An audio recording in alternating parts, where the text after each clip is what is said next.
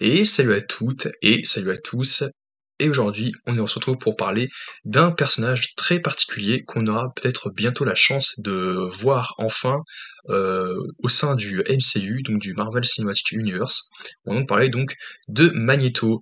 Je voulais parler de Magneto pour diverses raisons.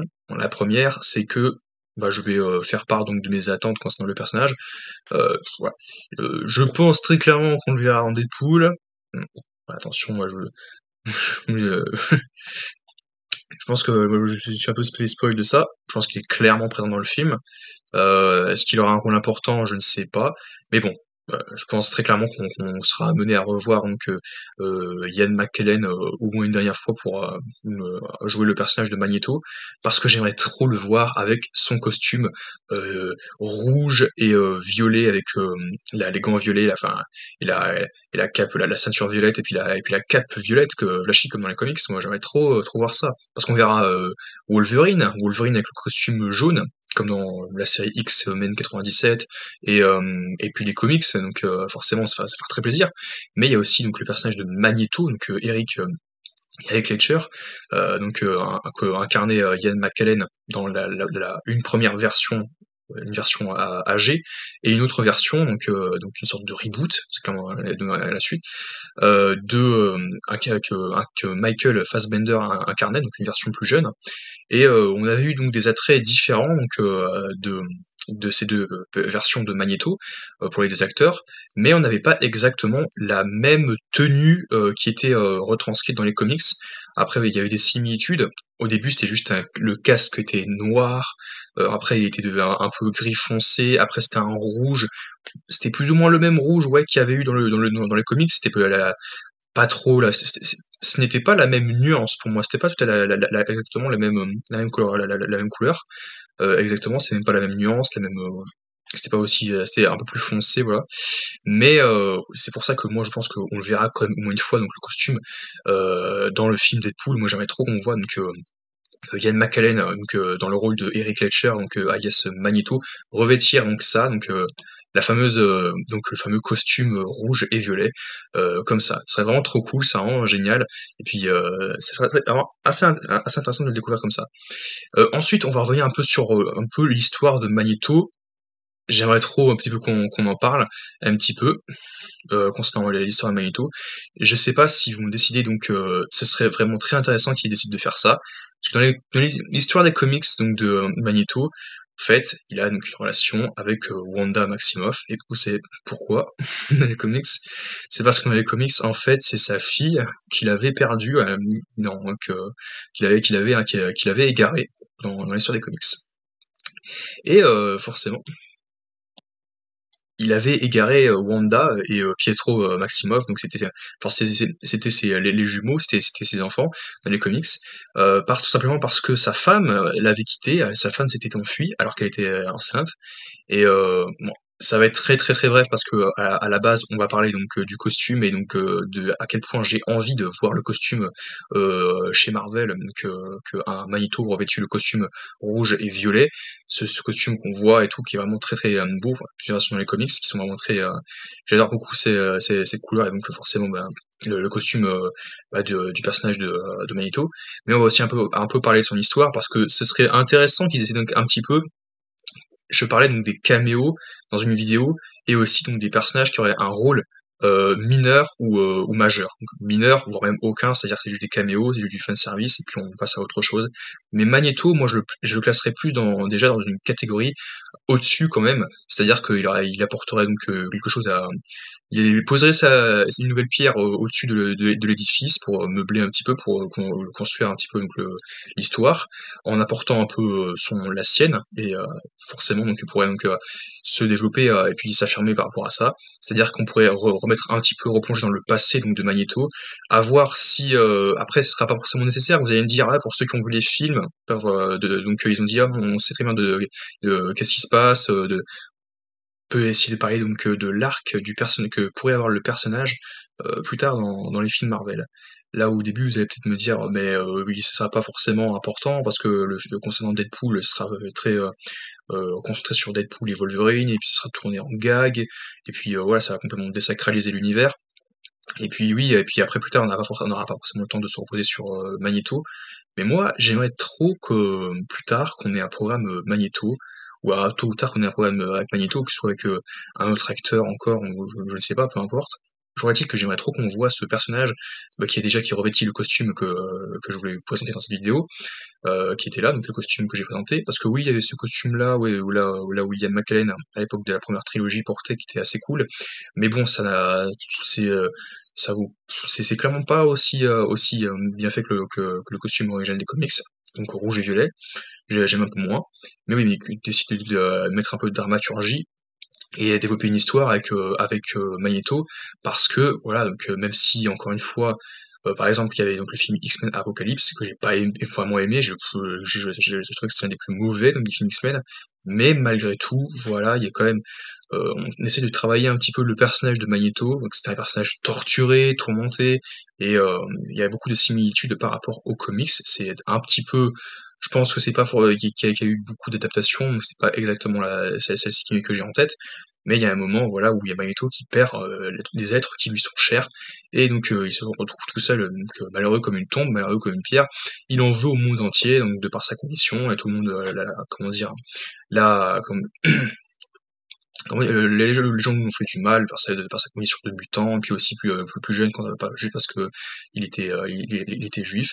Donc forcément, c'était assez compliqué, mais plus tard, après, il a, comment dire, il a pu être heureux malgré tout. Et dans les comics, c'est ce qu'on a pu voir, c'est que eux, dans les comics, bah, il a eu une femme aussi, donc et puis il a eu une fille. Voilà.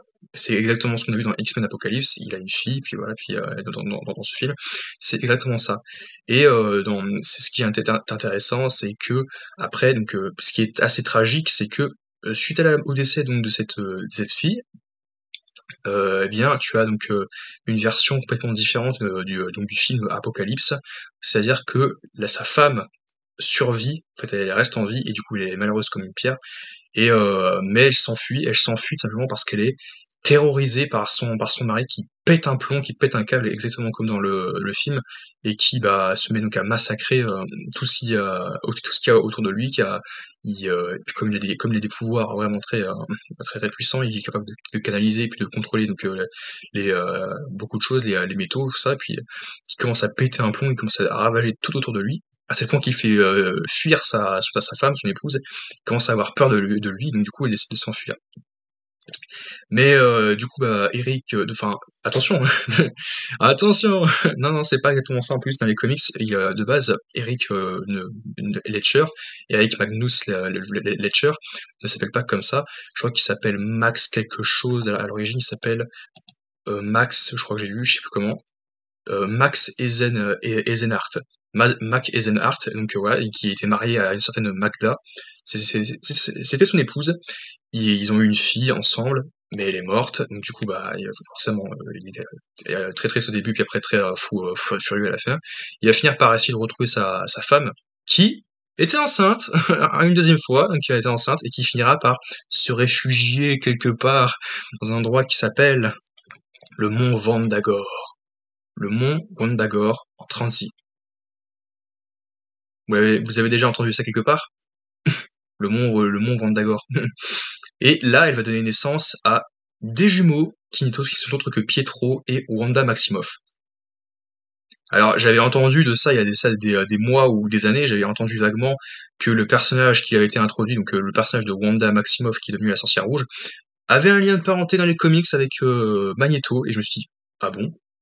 Est-ce qu'ils vont décider de partir sur autre chose? Et quand j'ai vu le MCU, je me suis dit, ah, donc c'est une autre version, c'est pas, ils ont pris autre chose parce ils ont pas le droit de prendre Magneto parce que c'est les X-Men, les mutants, et puis ça appartenait à la Fox. Aujourd'hui, ils peuvent l'introduire, l'incruster, mais ils vont pas le mettre par-dessus parce que ça n'aurait aucun sens. Quoique, on ne sait pas, puisque effectivement dans les comics, ce qui se passe, c'est que bah oui, il y aura une partie costume, mise en vie, puis une partie histoire. Là-dessus, je conclurai très vite. C'est que Eric va passer son temps à chercher sa femme, enfin Max. Max va passer son temps à chercher sa femme et va se faire passer pour, quelqu'un, pour un Tzigan, je crois. Il va prendre l'identité, d'un Tzigan qui est mort, qui s'appelait donc bien, Eric Magnus Letcher, donc qui est vraiment son nom, dans le dans les films de la Fox, donc Magneto. Et il va passer son temps à essayer de retrouver sa femme qui, bah, va abandonner ses enfants, je crois au mont Vondagor et va finir par mourir, je crois, il me semble, je crois qu'elle meurt, hein, la femme et tout.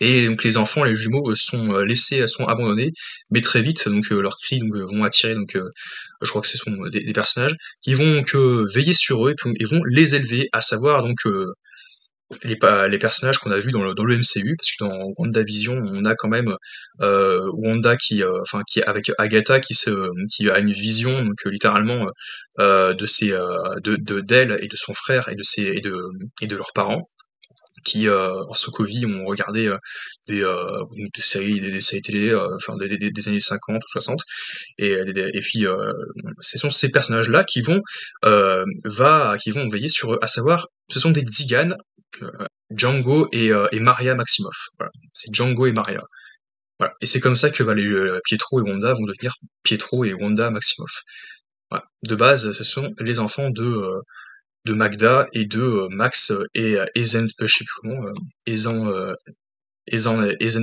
voilà, c'est ça.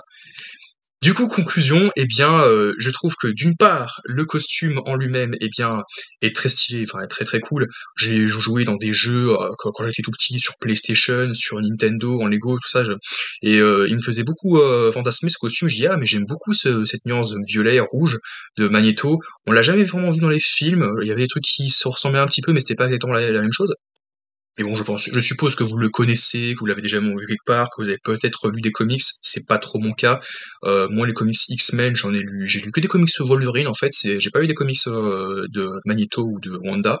Mais évidemment, dans les comics, ils sont liés parce que c'est vraiment la fille de Magneto qui. Je crois que dans les comics, évidemment, ils finissent par se retrouver forcément quand elle devient la sorcière rouge, voire la Scarlet Witch, voire même avant, qui réalise que c'est bel et bien sa fille. Mais du coup, bah, le costume, j'aimerais trop qu'il soit dans Deadpool 3 ou après par la suite. Même si c'est pour un reboot des X-Men et que c'est pas Ian McKellen ou Michael Fassbender, ça m'est égal.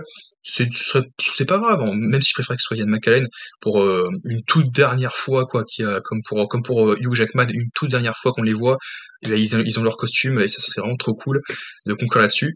Qu'ils soient développés, qu'ils aient quelque chose à raconter, que derrière ils soient au cœur de l'action, et qu'ils ont leur costume comme dans les comics, voilà, trop coloré, les deux, c'est vraiment trop bien. Ils se croisent et tout. Et concernant Wanda, peut-être que parce que moi encore une fois, je fais partie de ceux que Wanda pense clairement qu'elle est encore en vie, parce que c'est franchement du gâchis. Tu veux pas montrer un personnage aussi puissant, aussi profond que ça, puis après, allez, c'est fini, au revoir. Bah non, ça marche pas comme ça, hein. Ça marche pas comme ça. C'est un peu trop abrupt, c'est total. Mais les faire se croiser, et puis donc essayer à voir comment ils vont l'amener, est-ce que ça sera bien écrit, est-ce que ça sera bien développé, leur relation. Euh, En tout cas, ils ont beaucoup en commun. Franchement, ils ont beaucoup en commun parce que je vous ai dit que Eric, donc Magneto, était complètement déchiré quand il a perdu sa fille et sa femme dans le film. Dans les comics, quand il a perdu sa fille, qui était morte. Je crois qu'elle se fait brûler, puis les planches de bois brûlées l'écrasent et du coup bah, elles finissent par succomber par la suite et que comme dans le film il pète un plomb, il commence à rager, il commence à détruire tout sur son passage à tel point qu'il a fait fuir donc sa femme et tout. Mais voilà, donc c'est un personnage vraiment qui tous les deux ont très très en commun parce qu'ils sont quand vraiment ils sont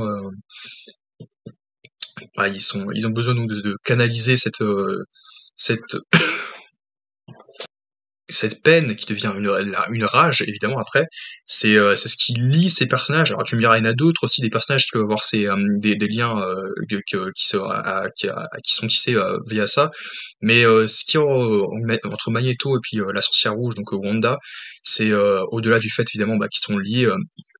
Donc ils ont un lien de filiation et tout ça, mais hormis tout ça, bah, ils ont beaucoup de liens communs parce que malheureux qui se sentent à bout, qui se sentent impuissants, et bah au contraire ils sont capables il va d'envoyer du lourd derrière, et il se dit: «Ah, je me sens complètement impuissant, vulnérable, parce qu'après tout ce qui m'est arrivé, je suis vraiment, malheureux comme une pierre». Et bah, forcément, bah, après, il se lâche, quoi. Il se lâche un petit peu. Et c'est ça que j'ai beaucoup aimé aussi chez Wanda et que j'espère que j'aimerais aussi davantage chez Magneto, c'est qu'on te remette un petit peu ce qui a déjà été, développé donc donc dans les anciennes versions, ou sauf si c'est la même version, hein, que si Hugh Jackman joue la même version et que Ian McKellen joue la même version qu'à l'époque, des films de la Fox. Eh bien, moi j'aime bien que du coup très brièvement on nous remémore ce qui s'est passé, et après, voilà, ça peut être sympathique du coup pour qu'on puisse, les, euh, les rapprocher comme ça. Du coup, c'est ce que je pense. Du coup, on se retrouve à très vite pour une nouvelle vidéo en ma compagnie dans le ghetto. N'hésitez pas à aimer, à partager, à commenter, et puis on se retrouve à la prochaine.